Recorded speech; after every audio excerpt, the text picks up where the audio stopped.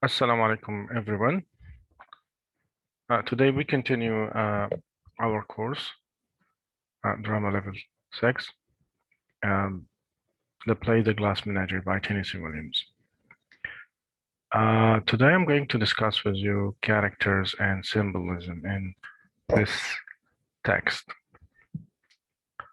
As I said before, we have a limited number of characters in this play. We have Amanda, the mother, and her two children, Tom and Laura, and we have Jim O'Connor. And the fifth character, of course, as you know, the father, Mr. Wingfield, is absent, but we only have traces of him or markers that remind us and remind the characters of his existence somewhere far away from the family. To begin with, I'd like to start with Tom and talk about him in particular because Tom has a multiple role in this play. So this is one of the important topic in the text. Tom is not just a character who is acting out his role as a son of Amanda and a brother to Laura. He's more than that. Tom plays actually a multiple role in this play as a narrator, as a main character, as a director, and as a representative of the author himself or the playwright himself.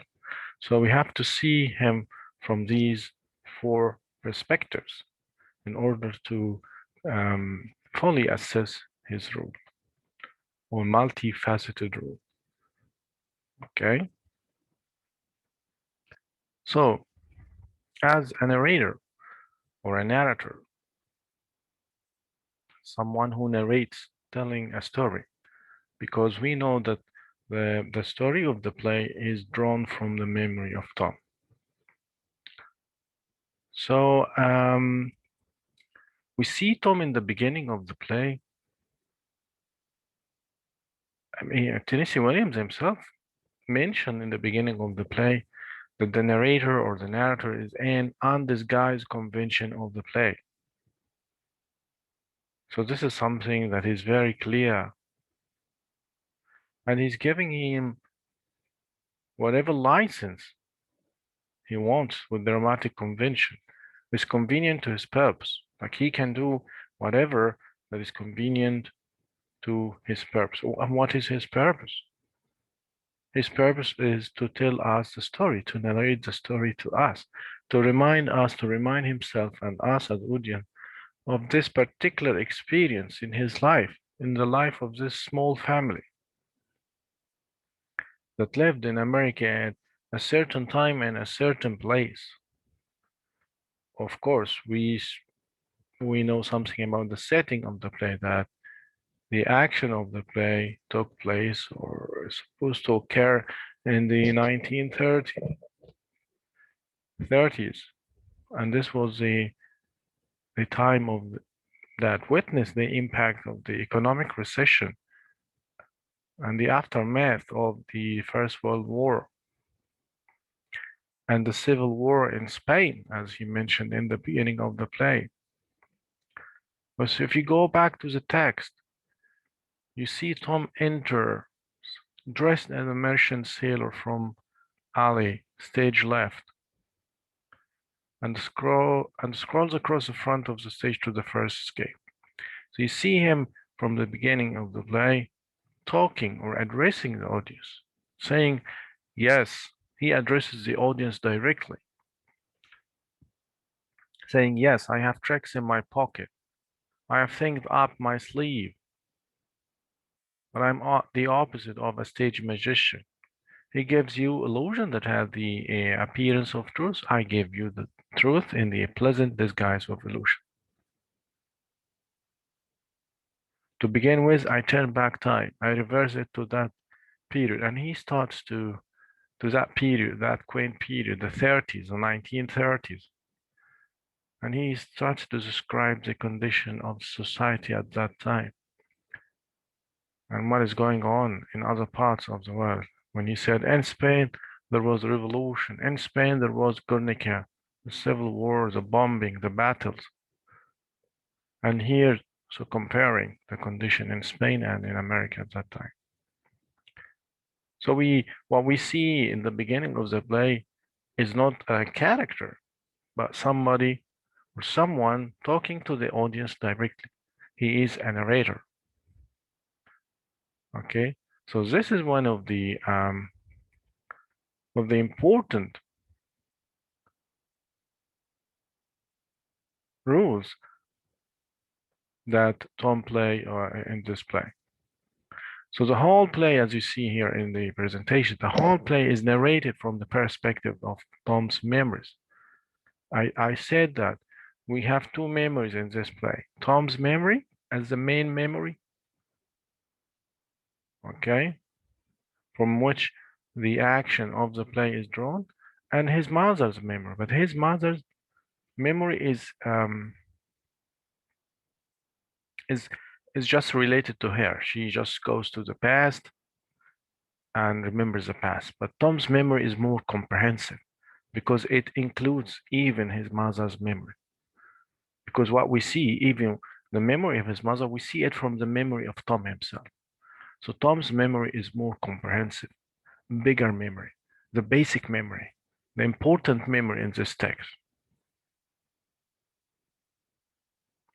So he addressed the audience directly to present analysis of the events of that, of course, of the play and of the events or the action that happened in the world at that time. So now we move to Tom as a character. So Tom is not just a narrator. So he's not just standing there on the stage talking or addressing the audience directly all the time. He does this sometime, and then he gets involved in the action as a character, acting, speaking to his mother, getting involved in the dialogue. So we should see him also as a character. So Tom also plays or takes part in the play's action as a character. Okay, so if I ask you what type of character is this? Is he a main character or a secondary character?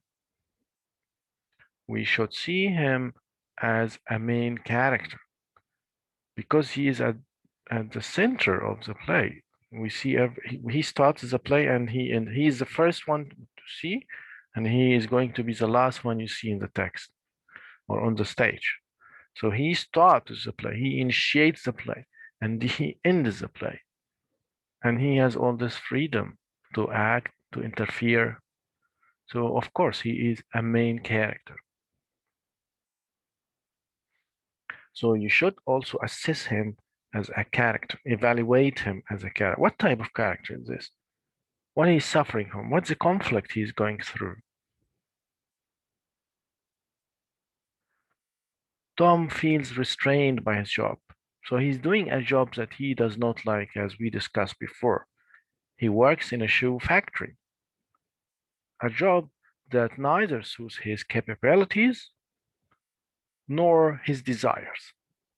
His capabilities, what are his capabilities? Does Tom possess any capability or any ability to do anything else? Yes. Tom is a talented writer. Tom can write poetry. Tom is a good reader. What are his desires? He desires freedom. Freedom from what? From the poor condition in which he found himself. He likes adventures, and adventure is not available at that particular place in the shoe factory. So he feels restrained, like he doesn't have the freedom he aspires for. So he feels restrained by his job and his family. His family also is a burden on him. But why his family is a burden on him? Because his father left this family. And we have a single mother here, a lone mother. who is taking care of the two children, let alone the condition of Laura. Laura as a mother, and this is one of the main threads in the play. Laura needs somebody to take care of her, and she is not an independent character. She needs to depend upon someone else. So this is a kind of restraint for him. He wants to escape from his present life. And I mentioned before that that maybe it's something that he inherited from her, something in the gene of this him. He wants to follow in the steps of his father. Anyway, he is not happy, dissatisfied. He is not happy with his warehouse job. Okay, and we're going to see this in the conversation between him and his mother that he's not satisfied with this kind of job. He wants to leave it. So he writes poetry on the side. When he's there, he writes poetry, and he always plans for a future in the merchant marines. He wants to be a sailor. He likes the sea, and this is very symbolic. There is much freedom in the life of the sea because there are no borders, no limits. When you look, if you are traveling on the sea, when you look, it's an open horizon from every side. There are no limits, no lines or restraints to stop you.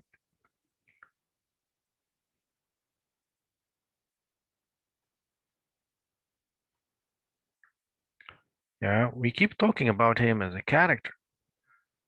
So Tom frequently goes to the fire escape, and I said the fire escape is one of the symbols in this play. It's not just a fire escape. So if you take it literally a fire escape is a place um, that is there for people to use when there is an emergency. So it's a back door, and it was like part of the structure of the buildings of that time. So this is the literal use of it, but it's actually the the place which he favors a lot because it is also like um like a point that separates the world inside the flat, the apartment, and the world outside. It is also the exit for Tom to leave this family behind and go somewhere else. So he likes to spend most of his time there and smokes cigarettes, symbolically escaping the house, yet remaining trapped on stage and in the flat. So it is as if when he stays on the fire escape, it's as if yeah, this is the beginning. I can do it. One day I will just go from this place, pass through it, and leave the family behind. Um, he also likes to go to the movies every night or night after night. And in this, he attempts to escape into action and adventure narrative. Although this is virtual, يعني افتراضي, but at least it's something that satisfied his desires, but even temporarily. He also attempts to escape through alcohol. He drinks. So he smokes, he drinks, he goes to the movies, and he comes back at very late time every night, stumbling on the stairs, not being able even to open the door of the apartment, as you are going to see in one of the scenes in the play, that Laura will help him. And this is also indicated by the bottles that appear out of his pockets. And in the end, we're going to see him that Tom leaves his family. And although he leaves his family in the end, leaving behind or abandoning or deserting Amanda and Laura, his mother and his sister, in order to follow his future, the fact that he has created this play shows that he can never truly leave his memories. Yes, he left the family, physically speaking, but all the memories, all the memories, all the experiences are there at the back of his mind, and he can never forget it. And that's why he's telling us this story again, recollecting it from his memory, so to speak, to borrow from the definition of poetry according to the romantic poet William Wordsworth. When he sees something and then writes about it later on, which must mean that he can remember it because it gives him a certain feeling. Therefore, his family behind him, so he can never truly leave his memories, and therefore can never truly leave his family behind. He will always remember them. So this is Tom as a narrator, and this is Tom as a character. Are there any other rules that Tom plays in this play? Yes, there are still some rules on the list. Tom can be also seen as a director of the play. Um, and this is a rule that you have to discover yourself. How we see on more than one occasion that Tom interferes, he ushers, or he motions, as the text says, he motions the music, the lighting.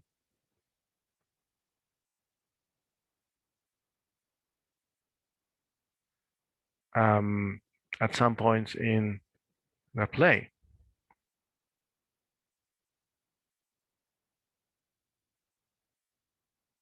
And this gives, and who gives him um, this freedom to act like this? We said in the beginning, as a narrator, he has all the freedom that suits or that's convenient for his purposes. If you go to page 5 in the text itself, this is just one indication, a proof and evidence that Tom can be also seen as a director. When Amanda remembers the past in the beginning in her conversation with Tom, saying, "My callers were gentlemen. All among my callers were some of the most prominent young planters of the Mississippi Delta, planters and sons of planters." And we hear after this immediately we have between brackets, square brackets, Tom motions for music. So it's like he giving order for music to start. And a spot of light on Amanda. So it's Tom who motions that. It should not be Tom, it should be a director doing this. Even the audience wouldn't see the director, but now we see him doing this, doing uh, um, a role that a director should play off stage, of course. But here Tom plays it even on stage. So the indications like these show that Tom can act sometimes as a director. So as a director, Tom sometimes addresses the audience directly. This is like something between narrator and director as well, seeking to provide a more detached explanation and assessment of what has been happening on stage.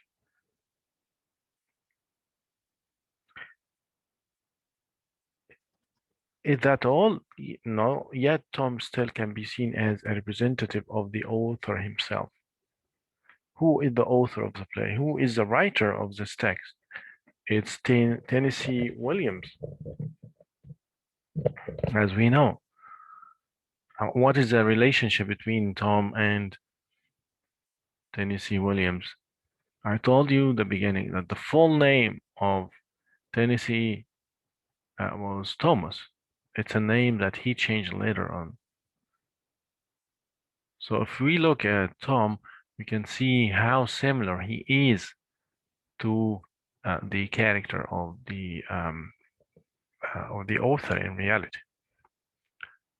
So finally, the Glass Menagerie is partly autobiographical. So yeah, we said in the beginning that this play is an autobiographical play. It is as if the writer, Tennessee Williams, is telling us about his own family, about himself, and about his sister, and about his mother. I said that there are common lines or common threads between the text and the real life of Tennessee Williams. So critics see this play as an autobiographical play. And Tom here stands in for the playwright himself. He is a representative of the playwright himself. So William's given name was Thomas, and he, like Tom, spent part of his youth in St. Louis with an unstable mother and sister. His father was absent much of the time. Tom reads literature and writes poetry, so he's a writer, so to speak.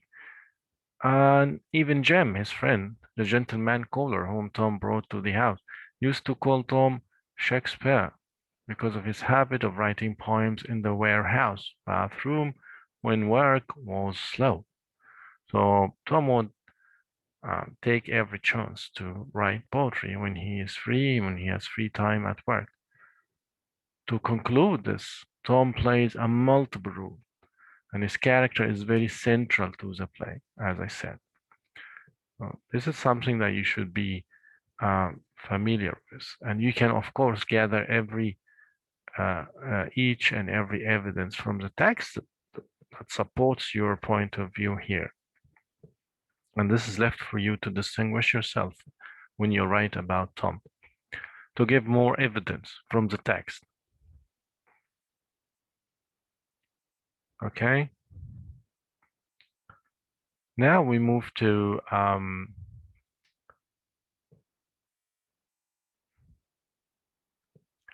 the symbols, the use of symbols in the play. Okay, first you need to know the definition of a symbol. So as I said, as you studied in, for example, Introduction to Literature, when you studied the meaning of literary terms, of course, you came across this term, symbol, a symbol. What is a symbol? So a symbol can be defined as an object that refers to something else, not the direct meaning of itself or the literal meaning of itself, but it refers to an idea that is different from its literal meaning. So symbolism. What is symbolism? This is the use of symbols to signify ideas or concepts that are different from their literal meaning. Some symbols you may judge to be universally known, such as, for example, a white pigeon. This is a symbol of peace. Black also stands for death. Red stands for violence or revenge. However, a symbol may refer to a particular idea or a concept in a certain culture. Like, for example, a white owl is a symbol of serenity and wisdom in the Western culture. Yeah, sometimes symbols have different significance according to the culture in which it exists. Okay, also according to the context. But anyway, what you need to know that a symbol refers to a different idea, not its literal meaning. So what are display? There are a number of symbols in this text that we should be aware of. The first of these symbols is the glass menagerie itself, the title of the play. What's the meaning of a glass menagerie? The collection of animals. This is called glass menagerie. The collection of um, the small figures or figurines of animals which Laura keeps in her room. This is called glass menagerie. So this is a play's central symbol. How this symbol stands for the some aspects of features of the personality of Laura. As I said, like the glass menagerie, Laura is fragile, breakable, easy to break, transparent, delicate, sensitive. So like the figurines, like small figures, Laura is delicate, fanciful, and fragile. Laura, though quiet around strangers, quiet, she keeps quiet, she is silent when there are strangers, is a source of strange and multifaceted delight to those who choose to look at her in the right light. But if someone looks at her in the right light, that she is a source of happiness, delight. The menagerie also represents the imaginative world to which Laura devotes herself. Laura, as we know, these characters, this is one of the themes that you're going to study. They are detached from reality. They want to escape from reality. So Laura does this by devoting herself. She creates an imaginative world in which she is comfortable. This is her comfort zone. And what is this world? It's a world that is colorful, enticing, but based on illusion. Yeah, it's nice. It's colorful and it's interesting, but it's not based on reality. It's based on illusions. So the glass menagerie is a central symbol in the play. Another symbol in the play is the glass unicorn. A unicorn is part of the glass menagerie, okay? A specific part of the glass menagerie, but it has a symbolic significance here. It is a distinguished part of the collection. This is her favorite figure. A unicorn is like a figure of a horse with a with a horn, one horn, and they call it unicorn. Okay, so the glass unicorn in Laura's collection, significantly, this is her favorite figure, represents what? Her peculiarity. Like she is a peculiar character. She's unique. She's different. As Jim points out, unicorns are extinct. They are no longer there in modern times. And they are lonesome as a result of being different from other horses. Laura, too, is unusual. She is unlike other girls. She's lonely as the unicorn, ill adapted to existence. She cannot easily adapt to this life. That's why she broke down easily when she joined the course. You know, the speed test, typewriting, she was sick to the stomach. When she left out, she dropped the course. This is just one example that shows the ill adaptation to reality, to existence on the part of Laura in the world in which she lives. The fate of the unicorn is also a smaller scale version of Laura's fate.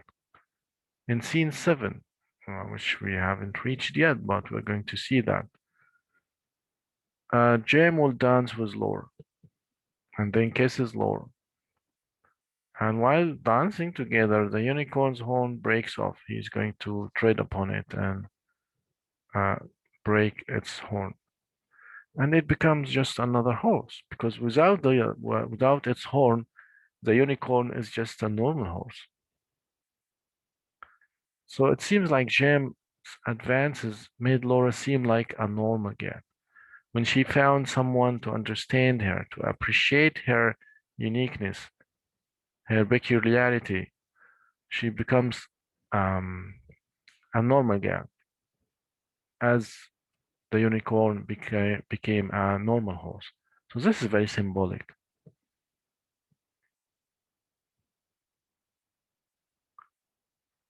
Are there other symbols in the play? Yes, blue roses, blue roses.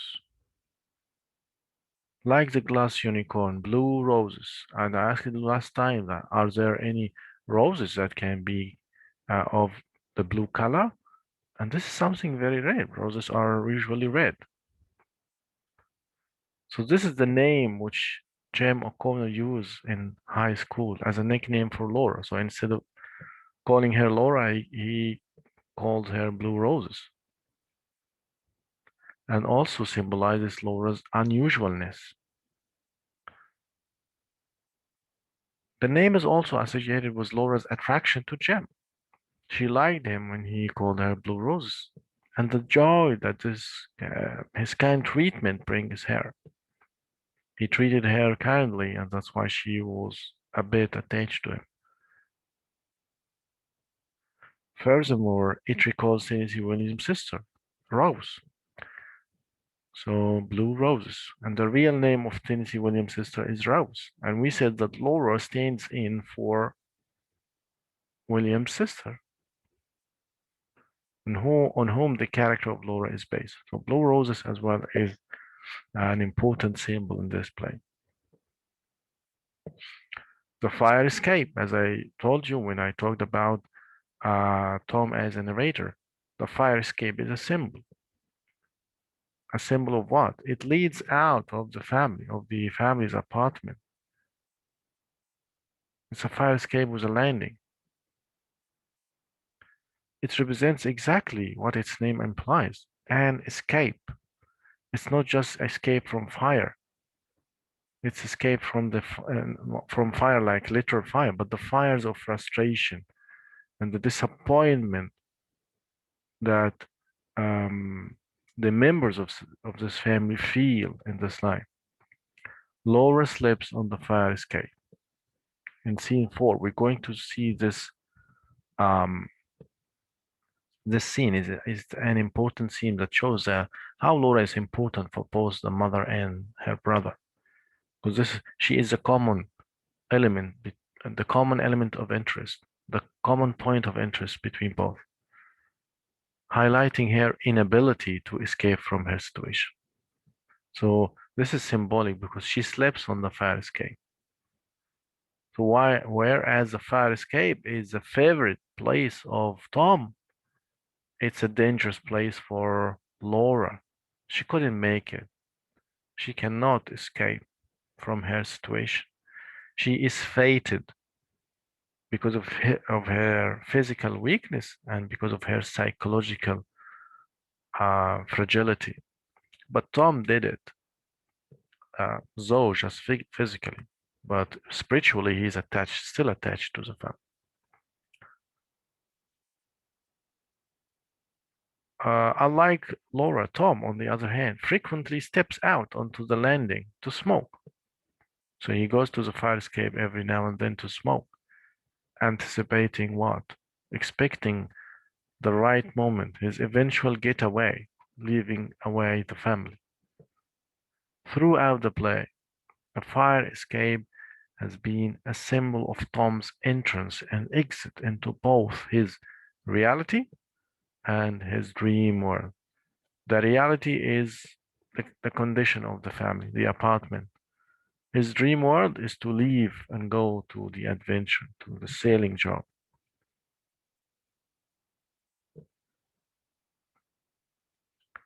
Right.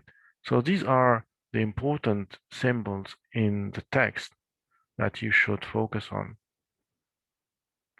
Of course, if you can discover more symbols, that we that would be an interesting task to do. We move on to the themes of the play. We have a number of themes, but one of the most important themes in the play is the theme of illusion versus reality or escape from reality. What is meant by a theme? The theme is the main idea, the message which the writer wants to convey to the readers or to the audience. One of the main important themes of the glass menagerie is the difficulty the characters have in accepting reality. Let's agree that the reality of this family is harsh. The reality in which they live is harsh. It's a poor family living in a narrow and small apartment. At that time, as I told you, there was the economic recession, and she's a single mother, and there was no welfare system. You will discover at some points in the play that Laura may go, her mother will send her to buy things from the, the grocery downstairs, and she's not paying money. She's like delaying the payment of the items she buys.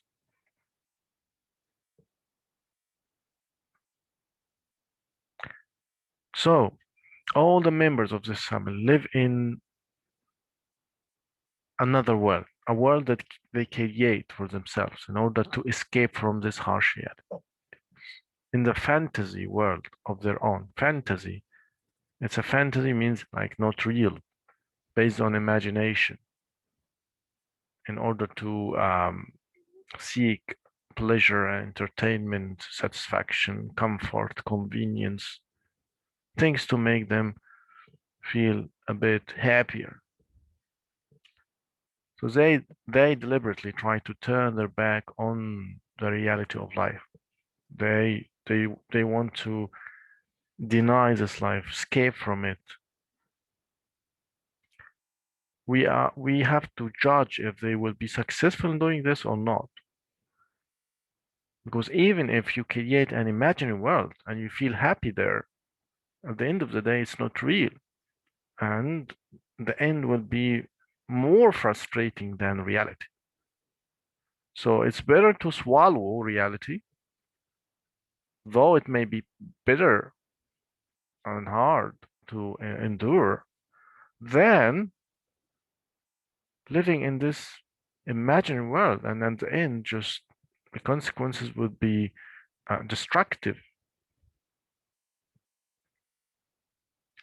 So all the characters, starting with the mother, create this illusion,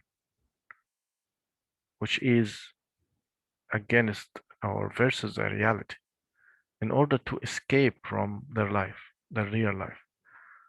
Amanda, for example, the mother, she takes herself to her beautiful past. You remember in the beginning when Tom was like, ah, he knows the end. He got enough of these stories. And even Laura tries to calm him down and tell him that your mother likes to tell these stories. Let her do that. So the mother takes herself to her beautiful past when she used to be courted by a number of gentlemen callers. She fabricates stories of her beautiful past and imposes those stories on her children. Every now and then she keeps telling them.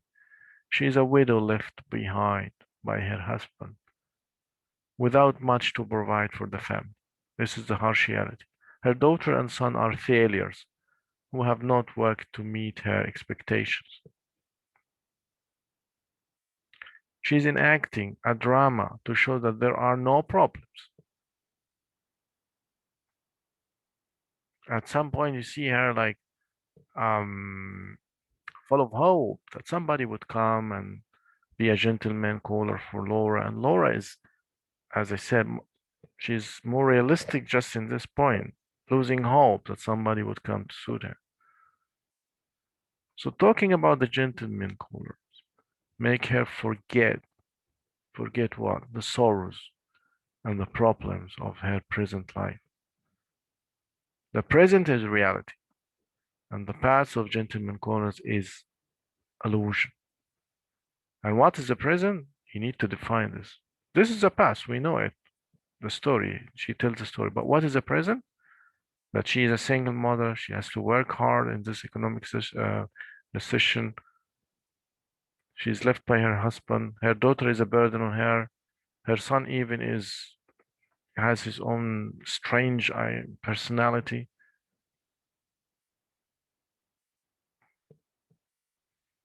What about Laura? Laura also is creating a world for herself. She's withdrawing. Withdrawing means leaving the world, the real world, and going into the world of artificial glass animals, the glass menagerie. In real life, she's a cripple. She's not able to do any success. She has failed her mother in the academic life. She can't start a course or finish a course. She's very shy and hasn't been able to achieve any success. So, the glass menagerie is a dream world, a world that's based on imagination. Her fascination for the glass animals contrasts with the reality of her life. She's also into music, as I said to you, as I told you. Every now and then she plays the music discs left by her father. She is psychologically paralyzed, not just physically, by a sense of humiliation and inferiority. She feels like she's not able. She is less than the others. She has a weakness. And to make up for this sense of loss, she takes ref, refuge. This is refuge. Refuge, like she resorts to refuge in the fantasy world of glass miniature. The animals there are very fragile and breakable, like her. When the mother realizes that Jim will not marry her daughter, the artificial world of dreams suddenly breaks down because her mother had so high expectations that Jim O'Connor will marry her daughter. But this didn't happen because he is already engaged. Tom as well. He has his own version of the tension between appearance and reality, between illusion and reality. The reality of his life, we have talked about it when we talked about him as a character. He hasn't been able to help his mother to get Laura married off. He just brought Jim O'Connor and he didn't know him that well. He was not a close friend, so he didn't know that he's already engaged. He hasn't been able to earn much because his job is like a job with low income. He's just working in a shoe factory, and he's like his father. He hasn't been of any meaningful use to his widowed mother. He does not help her that much. He even got the money she gave to him to pay the electricity bill and used it to pay for the prescription of the job that he wants to do.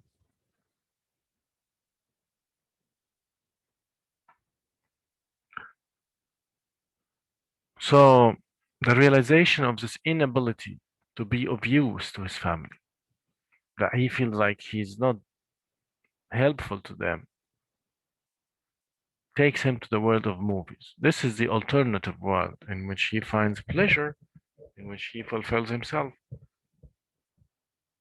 in which he finds adventure, even virtually. So he loses himself in the illusory world of dreams and fantasies, symbolically represented by the cinema. So he goes to the cinema every night to watch movies. And this is something that his mother commented on at one point when she had a fight with him. He may feel joy as long as he is in that unreal world. So he finds pleasure there. But the moment when he comes out of the cinema hall, he unwillingly has to face the realities of his actual life. So this imaginary world is temporary. It's not lasting. To conclude this, our talk about the theme of illusion versus reality, the characters use false appearance to hide the true reality of their lives.